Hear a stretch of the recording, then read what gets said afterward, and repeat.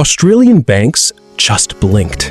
And if you have a mortgage or you're thinking about getting one, what happens in the next few months could save you or cost you tens of thousands of dollars.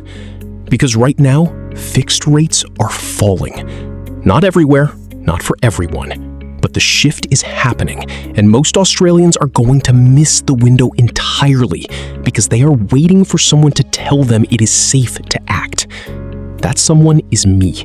And today I am breaking down exactly what is happening with Australian bank fixed rate reductions in 2026, which lenders are moving, what the numbers actually look like, and the one question you need to answer before you make any decision on your home loan. Let us start with what is actually happening. After 2 years of the highest fixed rates most Australians have ever seen, the Big Four and a growing number of second-tier lenders have started cutting their fixed-rate offerings. This is not a crash, it is not a fire sale, but it is a signal. And in finance, signals are everything. The cuts are being driven by movements in swap rates, which is the wholesale cost banks pay to fund fixed-rate loans. When swap rates drop, banks can afford. But here is the catch most people miss. Fixed rate cuts are not always passed on equally. The headline rate you see advertised is rarely the rate you actually get.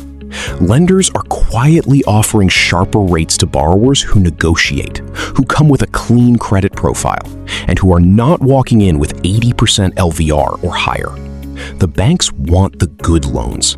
If you look like a good loan, you have more power than you think. Now, let us talk about the decision you actually have to make. Should you fix? The honest answer is it depends on one thing above everything else: your cash flow certainty. Fixed rates give you payment certainty. You know exactly what you owe every month for the length of the term.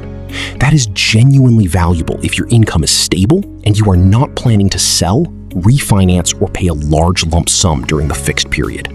Because the thing the banks do not put in the headline is the break cost.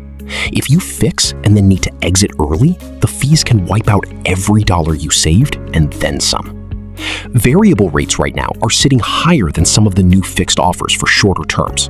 That gap is exactly what is making fixed rates attractive again for the first time in a few years.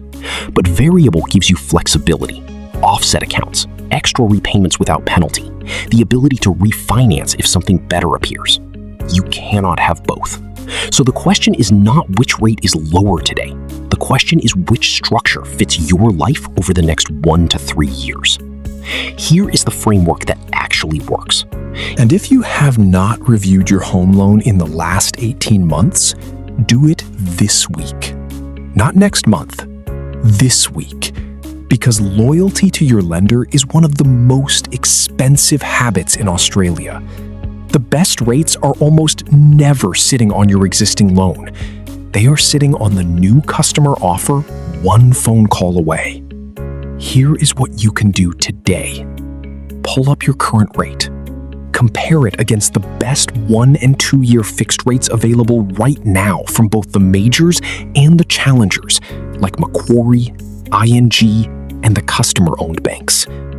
If the gap is 0.30% or more, you have a conversation worth having.